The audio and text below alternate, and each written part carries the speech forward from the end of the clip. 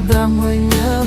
Louvo a Deus com prazer, mas domingo Paz do Senhor, meus irmãos, sou o diácono Luciano Carrilho e também professor e dirigente de EBD. Estamos gratos a Deus por mais essa rica oportunidade de podermos estar trazendo aqui mais um subsídio. Neste caso, o subsídio da lição 12ª, que tem como título o modelo de missões da Igreja de Antioquia. Quero lembrar, meus irmãos, que estamos estudando o 4º trimestre de 2023, que tem como tema Até os confins da terra, pregando o Evangelho a todos os povos até a volta de Jesus Cristo. Não se esqueça de deixar seu like e compartilhar com seus amigos esse subsídio. Também está disponível para você usar livremente o PDF desta lição. Amém? Que Jesus em Cristo te abençoe e uma boa aula. Texto áureo. E, servindo eles ao Senhor e jejuando, disse o Espírito Santo: Apartai-me a Barnabé e a Saulo para a obra a que os tenho chamado. Atos 13, verso 2. Verdade prática. A ação do Espírito Santo é a garantia do sucesso de toda a obra missionária. Leitura bíblica em classe. Atos 11, verso 19 ao 26. 13, verso 1 ao 5. Atos 11, 19. E os que foram dispersos pela perseguição que sucedeu por causa de Estevão, caminharam até a Fenícia, Chipre e Antioquia, não anunciando a ninguém a palavra senão somente aos judeus. 20. E havia entre eles alguns varões de Chipre e de Cirene, os quais, entrando em Antioquia, falaram aos gregos, anunciando o Senhor Jesus. 21. E a mão do Senhor era com eles, e grande número creu e se converteu ao Senhor. 22. E chegou a fama destas coisas aos ouvidos da igreja que estava em Jerusalém, e enviaram Barnabé até Antioquia. 23. O qual, quando chegou e viu a graça de Deus, se alegrou e exortou a todos a que, com firmeza de coração, permanecessem no Senhor. 24. Porque era homem de bem e cheio do Espírito Santo e de fé. E muita gente se uniu ao Senhor. 25. E partiu Barnabé para Tarso a buscar Saulo.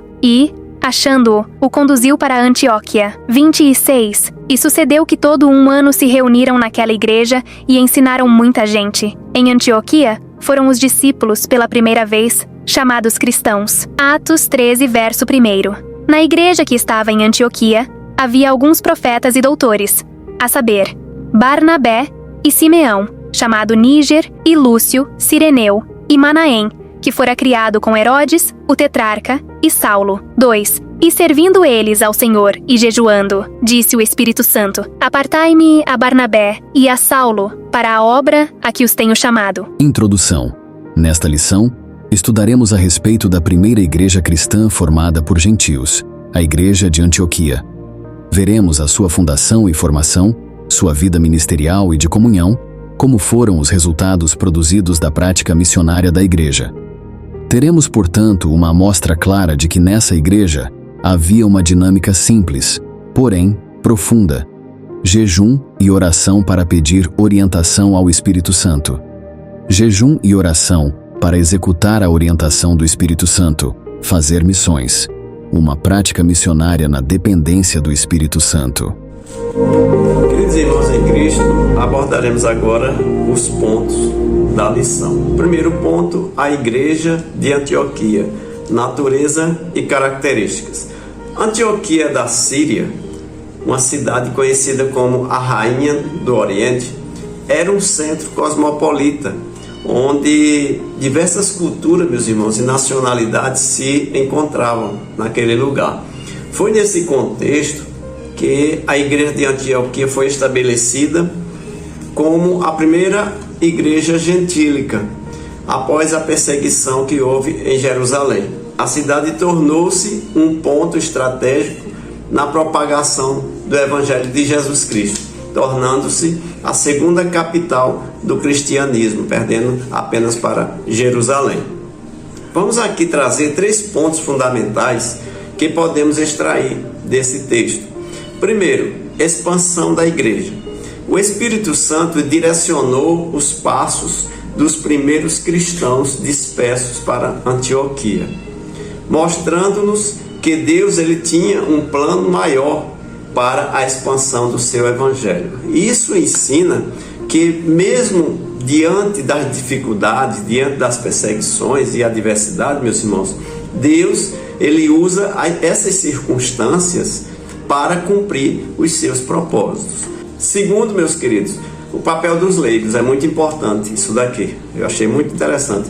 É notável que não foram os apóstolos ou os obreiros profissionais, mas pessoas leigas, os discípulos e os crentes em geral, que anunciaram o evangelho e fundaram a igreja lá em Antioquia. Isso destaca a importância de todos os membros da igreja. Todos os membros, meus irmãos, têm valor na igreja. Todos têm um compromisso com a obra de Deus e no cumprimento da grande comissão do Senhor Jesus. Terceiro, identificação cristã.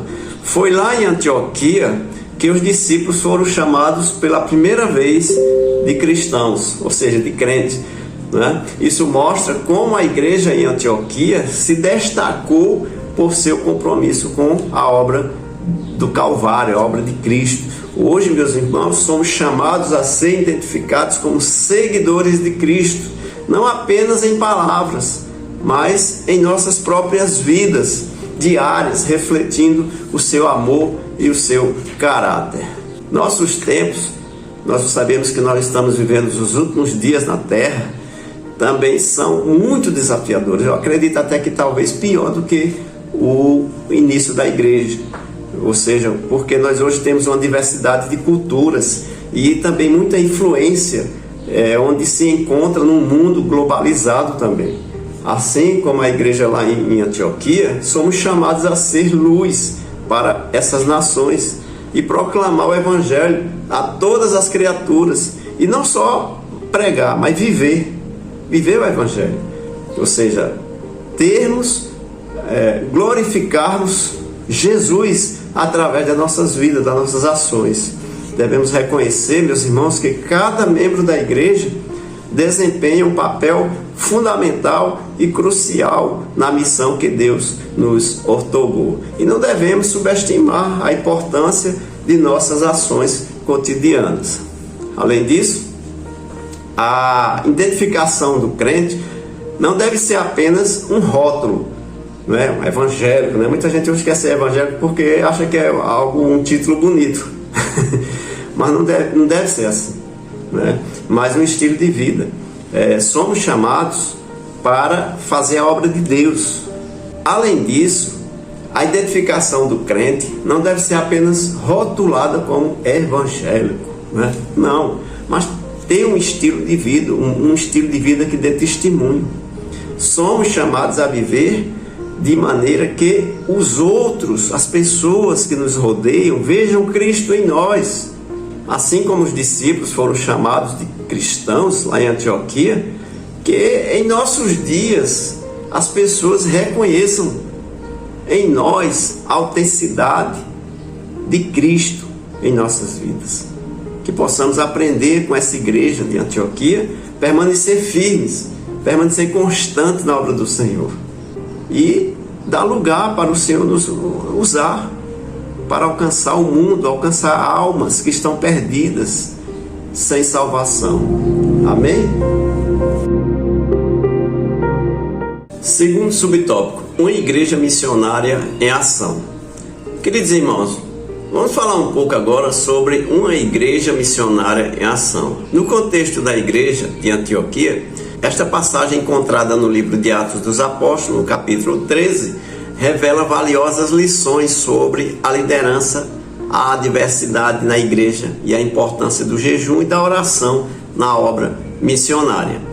Primeiro, liderança espiritual. A igreja de Antioquia era abençoada por ter profetas e doutores entre seus líderes. Essas pessoas, queridos, foram ungidas por Deus para transmitir sua mensagem e ensinar sua palavra com sabedoria e autoridade. Isso destaca a importância de líderes espirituais capacitados na igreja, pois eles desempenham um papel crucial na orientação do rebanho de Cristo. Segundo, liderança servidora e diversidade. É notório, meus irmãos, que a liderança lá na igreja de Antioquia era diversificada, representando diferentes origens e também antecedentes. Isso nos ensina, queridos, que na igreja de Cristo não deve haver barreiras raciais, espirituais ou culturais que nos impeçam de servir e trabalharmos juntos para o crescimento do reino de Deus. Devemos ser como essa igreja lá de Antioquia, onde pessoas de diferentes origens, eles se reuniam para adorar a Deus e a servir uns aos outros. E terceiro, a oração e jejum na missão. Um assunto fundamental dessa passagem é a importância, meus irmãos, do jejum e da oração na obra missionária. Antes de receberem a orientação do Espírito Santo e enviarem Barnabé e Saulo ao campo missionário, sabemos que a liderança e toda a igreja estavam num propósito de jejum e de oração. Isso nos lembra, meus irmãos, que a obra de Deus requer uma busca constante pela sua direção e pelo poder de Deus. Isso se busca veementemente através do jejum e da oração. O jejum e a oração, eles nos conectam diretamente com Deus, onde nós nos aprofundamos mais ainda e temos mais intimidade com Deus, e Ele nos capacita a cumprir esse propósito. Hoje, como igreja, somos chamados a seguir o exemplo dessa igreja de Antioquia. Devemos buscar líderes espirituais sábios e também pessoas comprometidas com a palavra de Deus, independente, meus irmãos, da origem dessa pessoa. Devemos celebrar a diversidade, devemos promover a unidade do corpo de Cristo, lembrando-nos de que somos todos de Cristo. Além disso, não podemos subestimar a importância do jejum e da oração em nossas vidas diárias. É vital, meus irmãos, que busquemos a orientação e o poder de Deus por meio do jejum e da oração. Quantos crentes hoje em dia deixaram de orar, deixaram de jejuar? E não pode. Isso é uma base que fortalece nós cristãos. Somente assim seremos verdadeiramente igreja missionária em ação, impactando nosso mundo com o amor e a verdade que há em Cristo. Portanto, meus queridos irmãos, que o Espírito Santo ele nos guie, ele nos capacite a seguir o exemplo desta igreja de Antioquia, para que possamos cumprir a grande comissão e proclamar o Evangelho de Jesus Cristo em todas as nações. Em nome de Jesus. Amém. Queridos irmãos, vamos agora entrar no terceiro e último ponto da lição, o serviço de missões. O serviço de missões, com base na narrativa da primeira viagem de Paulo e também de Barnabé, conforme registrado em Atos dos Apóstolos, capítulo 13 e capítulo 14, este relato nos revela importantes princípios e lições sobre o serviço missionário na igreja primitiva, que são igualmente relevantes para os nossos dias. Vamos fazer aqui uma breve avaliação desse serviço de missões. Primeiro, chamado pelo Espírito Santo. A primeira lição, queridos, que podemos extrair nesse texto é a importância do chamado de Deus para o serviço missionário. Paulo e Barnabé, eles foram escolhidos pelo Espírito Santo e separados para uma obra especial. Isso nos lembra que o serviço missionário ou qualquer atividade na igreja, qualquer cargo, não é uma iniciativa do homem, apesar que muitos ainda acham isso, mas um chamado de Deus. Devemos buscar a direção do Espírito Santo sempre, não devemos buscar a iniciativa humana, porque Deus ele conhece o que está aqui dentro do coração, o meu desejo, o teu desejo, não é? E não apenas vaidade, não apenas fazer turismo em país, mas Deus sabe o que está no meu e no teu coração. Segundo, atividades missionárias diversificadas. A viagem missionária de Paulo e Barnabé foi caracterizada por uma variedade de estratégias de evangelização e atividades missionárias. Eles visitaram várias cidades e também muitos países onde o evangelho não havia chegado. Enfrentaram perseguições, oposição. A viagem missionária de Paulo e Barnabé foi caracterizada por uma variedade de estratégias de evangelização e também de atividades missionárias. Eles visitaram várias cidades e países onde o evangelho não havia chegado ainda. Enfrentaram perseguição e oposição. batizaram no Espírito Santo, estabeleceram igrejas e mantiveram contato com as comunidades que ali já foram plantadas. Isso nos ensina, meus queridos irmãos, que o serviço missionário ele requer flexibilidade, criatividade e adaptação às diferentes situações e culturas que porventura vamos encontrar. Terceiro, perseverança diante de oposição. Paulo e Barnabé, eles enfrentaram oposição e obstáculos significativos durante sua jornada missionária. No entanto, eles perseveraram, confiando no poder de Deus e na orientação do Espírito Santo. E isso nos lembra, meus irmãos, que mesmo diante das dificuldades, devemos permanecer firmes na nossa missão, confiando na providência de Deus. E quarto e último, prestação de contas e celebração dos resultados. Ao final de cada viagem missionária, Paulo e sua equipe, eles prestavam conta à igreja que haviam enviado eles. Eles compartilhavam as bênçãos, os desafios e os resultados da obra missionária. Isso destaca a importância da transparência e da comunicação que deve haver entre a igreja, bem como a celebração das vitórias também dos frutos da missão que foi incumbida a cada um deles. Por isso, meus irmãos, somos chamados a seguir o exemplo desses missionários fiéis da igreja primitiva.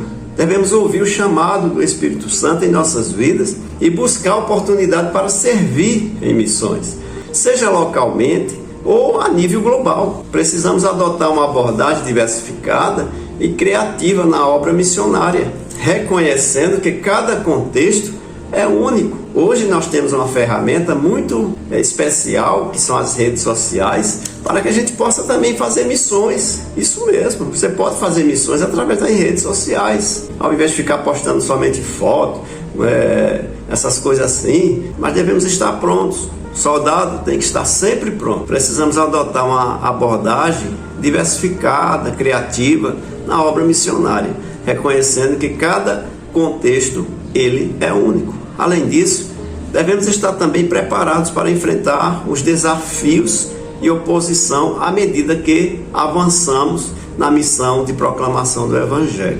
No entanto, meus irmãos, não devemos esquecer que Deus é quem nos capacita, que Ele sempre vai estar nos guiando e nos dando força, nos dando sabedoria e estratégias para que a gente entregue a mensagem que é dele.